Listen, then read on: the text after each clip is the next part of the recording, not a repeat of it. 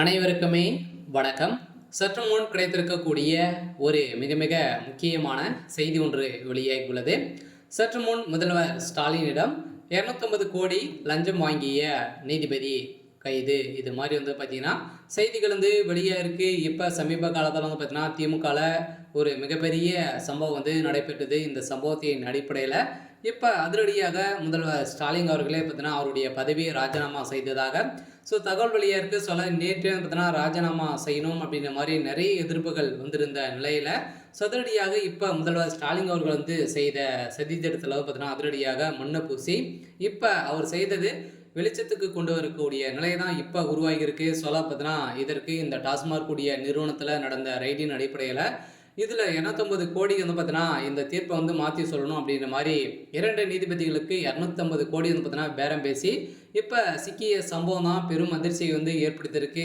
இதன் அடிப்படையில் தான் நீதிபதி MS ரமேஷ் மற்றும் N செந்தில்குமார் அவர்கள் ஆகியோருடைய இடையே அடங்கிய மார்ச் 20ஆம் தேதி நடந்த விசாரணை அடிப்படையில் அதிரடியாக பார்த்தீங்கன்னா 250 கோடி லஞ்சம் பெற்றிருக்கிறதாக இப்போ வெளிச்சம் போட்டு காட்டியிருக்காங்க. இந்த நிலையில் தான் முதல்வர் ஸ்டாலின் அவர்கள் கொடுத்துருக்காரு அப்படின்ற மாதிரி வெட்ட வெளிச்சமாகவே தெரிகிறது. இதை பற்றி இந்த வீடியோவில் நம்ம முழுமையாக பார்க்கலாம். அதுக்கு முன்னாடி நம்ம சேனலுக்கு இப்போ தான் நீங்கள் முதல் முறையாக வந்திருக்கீங்க அப்படின்னா மறக்காமல் நம்மளுடைய சேனலை சப்ஸ்கிரைப் பண்ணி சப்போர்ட் பண்ணுங்கள்.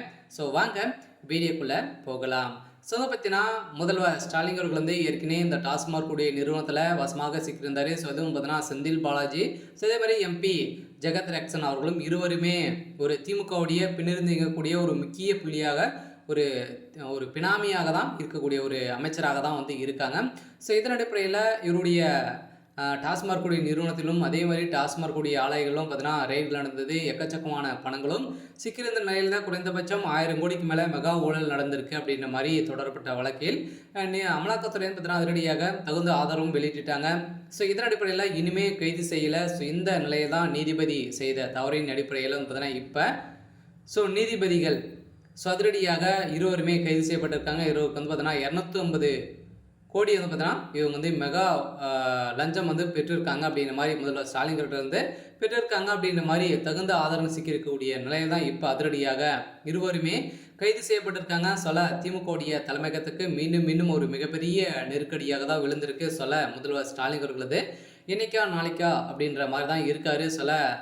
திமுக உடைய ஆலமரம் சரிந்தது அப்படின்னா ஒட்டுமொத்த கதையும் முடியக்கூடிய சூழ்நிலைக்கு தான் இப்போ வந்திருக்கு. இருந்தாலுமே என்ன நடக்க போகுது அப்படின்றத வெயிட் பண்ணி பார்க்கலாம். இது மாதிரி செய்திகளை தெரிஞ்சுக்கணும் அப்படின்னா மறக்காமல் நம்மளுடைய சேனலை சப்ஸ்கிரைப் பண்ணி சப்போர்ட் பண்ணுங்கள். தேங்க்யூ.